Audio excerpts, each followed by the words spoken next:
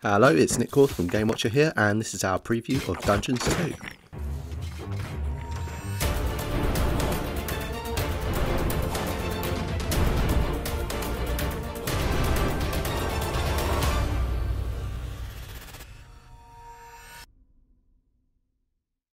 The original Dungeons was something of a mixed bag.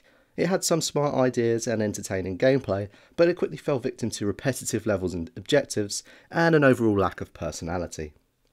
With Dungeons 2, developer Realmforge is hoping to create the dungeon management sim everyone's been hoping for since Dungeon Keeper went the way of the free-to-play dodo. The biggest change is of course the addition of an overworld.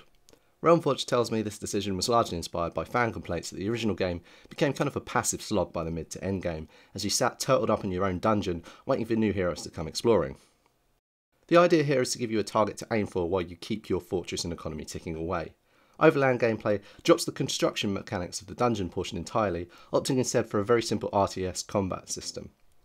You can send troops up top by prodding them through underground portals, battling the heroic, but let's be honest, kind of boring Alliance good guys for control of several zones on the overworld map.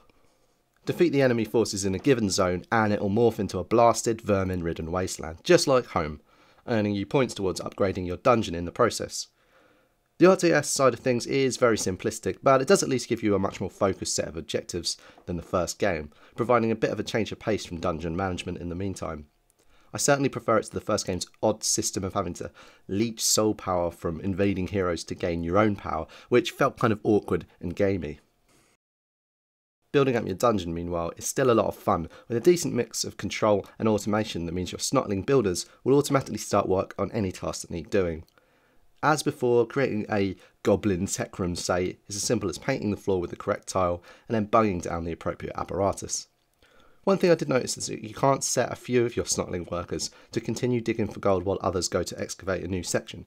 It seems to be all on one project or nothing, which can be a little annoying. Oh, and in another nod to Dungeon Keeper, you can give them a slap every now and then. You are evil after all.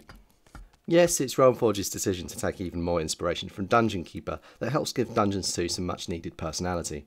Your Dungeon Lord's claw, functioning as the mouse cursor, as in Bullfrog's game, can finally be used to gather up minions and deposit them in combat zones or hospital beds neatly and quickly, rather than in Dungeons 1, where you'd have to wait for bands of heroes and enemies to wander past your guard post before your troops even bothered to go and squash them. While rather than in the original's faceless band of minions, each of your pet monsters in Dungeons 2 has their own name. Realmforge tells me that your troops will level up over time, earning small boosts to health and attack, and encouraging players to take decent care of their favourite guys.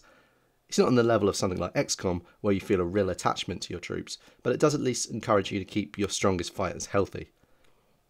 Because Dungeons 2 can be damn tricky.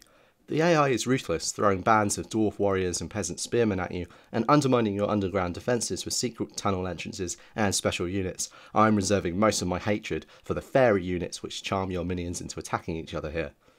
It took me a good few tries to dwarf-proof my dungeon, and a bit longer to learn how to juggle the overland conflicts with base defence.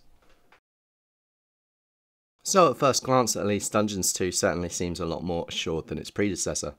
I do wonder, however, if the Overland RTS side of things will stand up to the demands of a full campaign. From what I've seen so far, it's very slight, and I'm hoping Realmforge aren't planning to cram in too much of it at the expense of the frankly more interesting dungeon building.